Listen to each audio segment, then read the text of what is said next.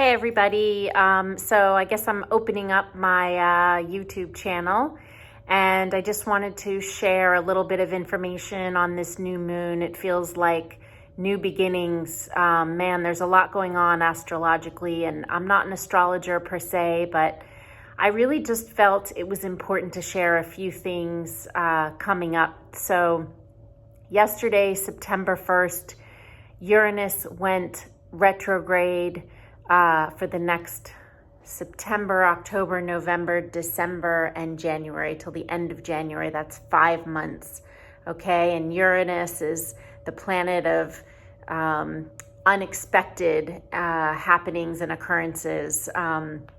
So I felt like that was really important. I kind of want to overlay a few things. So there's that. Then we have Pluto retrograding into Capricorn right now. And that started on September 1st as well. And it's actually the completion cycle. So it ends November 19th. So that's about 10, 11 weeks. And it's a completion cycle that started in 2008. And there's all sorts of, astrological meaning to that, which you can go to most astrologers and learn more in detail. But I'm looking at kind of meta patterns that are going on above everything too, energetically.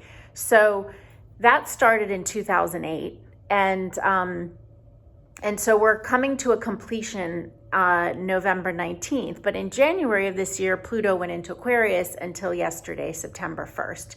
And so we got a taste and a glimpse of the next kind of 20-year period.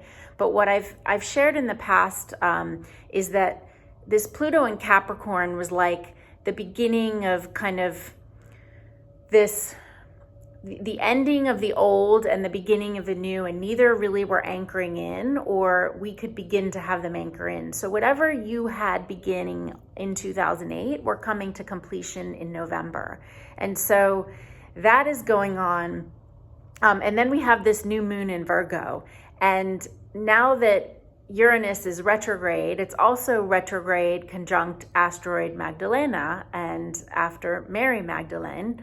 And so it's really representing the divine feminine. And if you go to Sirius Guidance's site, you'll learn more about that and how that's aligning. So we're moving out of kind of these old energies, and we're aligning with this divine feminine, this divine, higher divine love.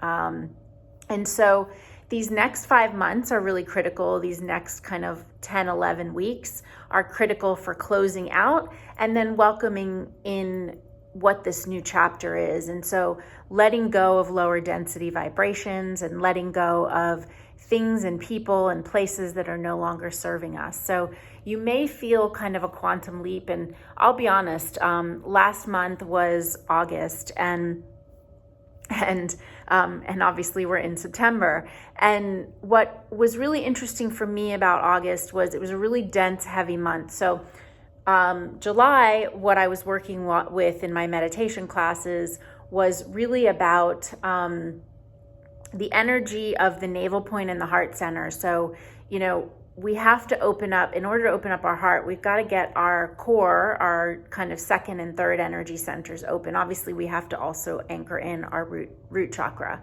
But so I worked on that in July. And then what I felt intuitively was in August. So there were all these, it was Mercury retrograde, Chiron, our wounded child, our core wounding, retrograde, which that's still in effect now. And then there were 3 other planets retrograde. And so it was a really dense month, and we were kind of churning through. And so I did a lot in my meditations and yoga classes around clearing out the organs. So we can start to open our heart and start to open to abundance. But if we do that, and we don't clear out the kind of lower density vibrations, then we're not going to really lift up. We're going to begin to lift up, and then it's going to hit those low densities, and it's going to bounce right out. So what I did in August, and August is also the 8th body in Kundalini Yoga. So we did a lot of breath work to kind of get the lungs and clear out the lungs, and the lungs are all about grief. And so we were really doing breath and obviously sound and frequency to get that vibration up, but also to clear out those organs, liver, kidney, spleen, lungs, heart, breath work, really getting the movement moving through those so that we could move out old toxic patterns, old fear, old anger, and all of that. So that was kind of last month, and we had 3 888 portals, so that was a really powerful time to transmute. And so what's coming in for this month is, for September, is the number 9, and it's the subtle body, which is really about lifting up to those more subtle frequencies and those more subtle realms and being able to sense what's going on in the room. And so I just welcome you all. I'm going to share things as authentically as I can as they come up and as I feel things, as I'm experiencing things. I may also give you resources that can help other YouTube channels and people that I'm connecting with or otherwise, and some other fun surprises. And I'm just going to share really authentically. And one of the things that I've been teaching Kundalini for about 15 years, actually right around Pluto and Capricorn. That's a cycle that I started during Pluto and Capricorn. And one of the things I love about it is it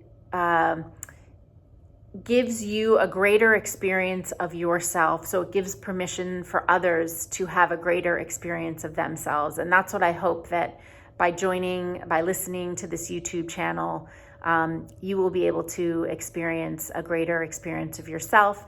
And also the healing modality of Satnam Rasayan, which I practice, is also, you begin to heal people just by being in their presence. So I'll share more on that and other things that I'm learning as I expand, and I hope it helps you in your journey.